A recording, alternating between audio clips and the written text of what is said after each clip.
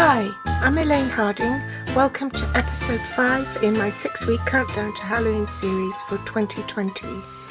Today's project is this one. It holds a Reese's Big Cup Peanut Butter Lover's Cup. I also had to make some shredded paper out of basic black cardstock in order to fill in the bottom and the top of the box, because the Reese's Sweet is slightly smaller than the acetate box. You can find the boxes in the annual catalogue on page 152.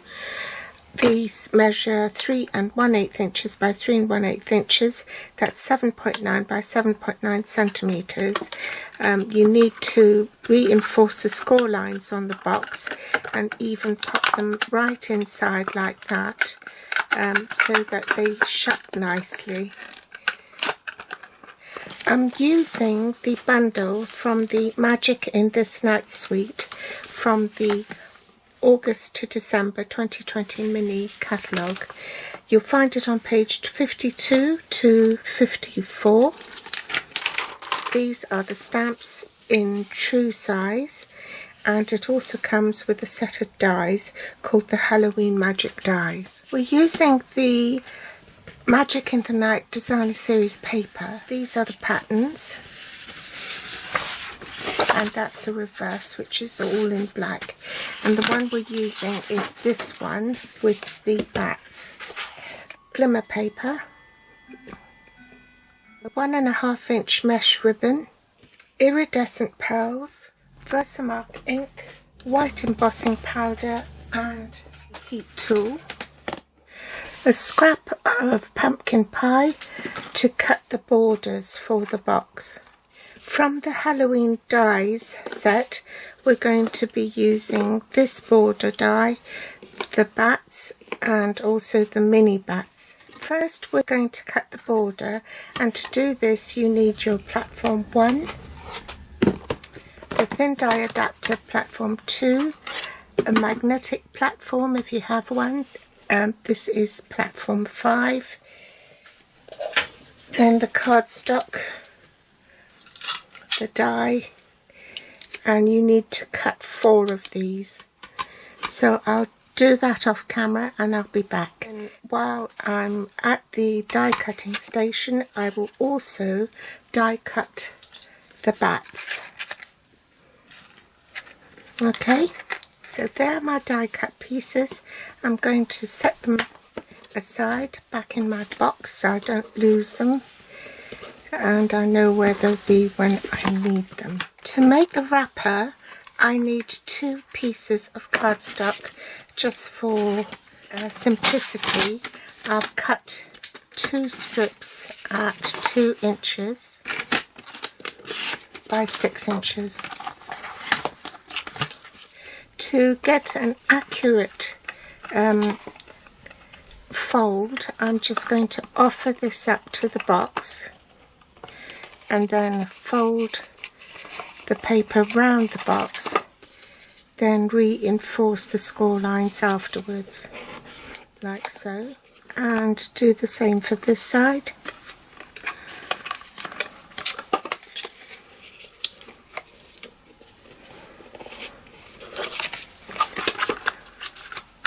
And when the box is there, get my scissors and I shall just snip off that piece. Then do that again.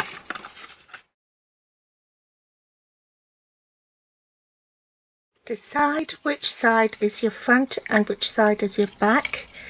I'm going to have this side, I think, because you can see the bats more clearly. So you want those going folding backwards so you don't see the seam. So I'll pop that on the back of the box like so, and then apply glue. Whoops.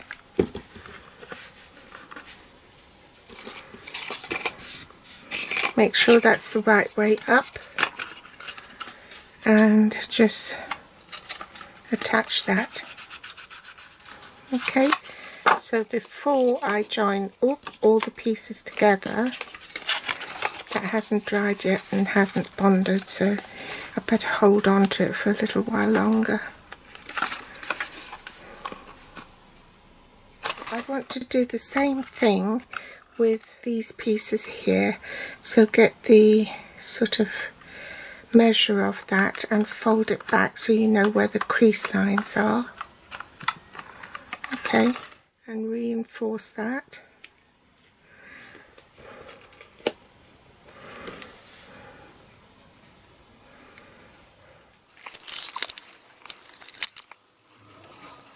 The right side facing up, run it across the whole length of this decorative border piece, and do the same with this one, right side facing up. Now remove the backing tape. You want to offer this up using those as a guideline to see where the fold is, and you want that to hide the holes at the top, so it should go round like this. Okay,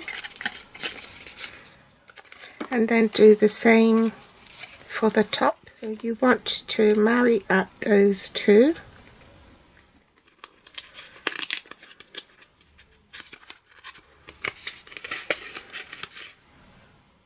Oh, I forgot to press record, and I've put the adhesive strip on, and you need to remember to put the adhesive strip on the front of the card, not the back, because this is the front for it to show. And then now we can wrap it around the box. Where the lid, the flap goes, that's the back.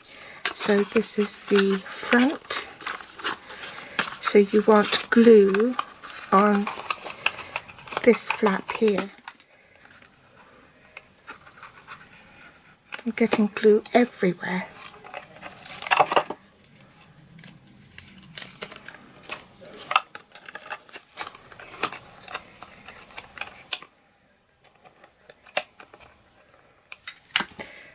Just sharpening the corners.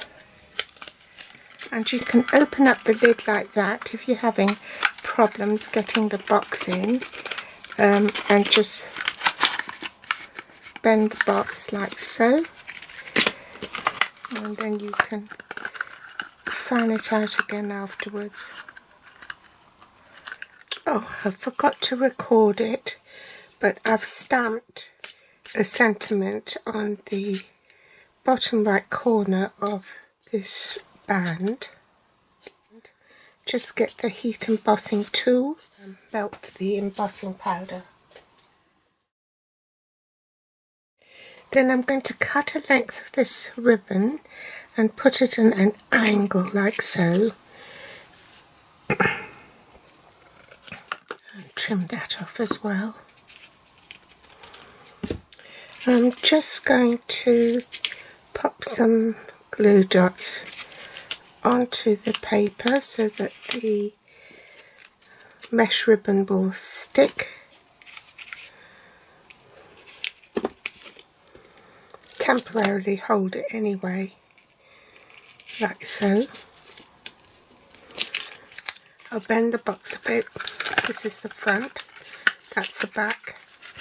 Slide that in.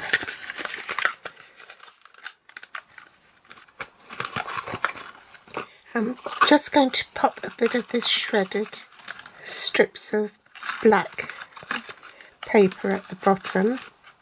Pop the Reese's chocolate in, and then put a little bit up on the top. You don't need very much, but then it just hides the top so it won't spoil the surprise as to what's inside the box. And then shut the lid.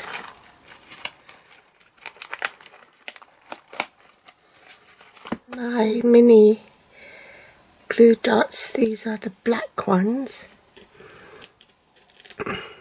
Even with this, I have to trim it in half because the bat wings are quite narrow on the smaller one. So one there, and a bigger one for this.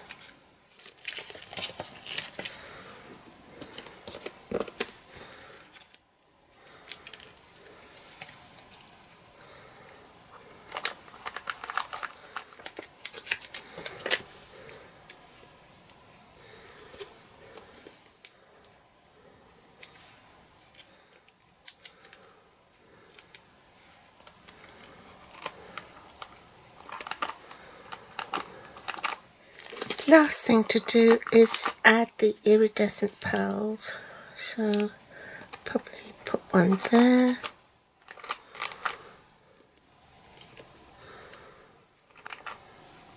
I'm going to trim a little bit more off the ribbon. So that completes the project. And I also made a little card. It will fit in the little 3x3 inch boxes.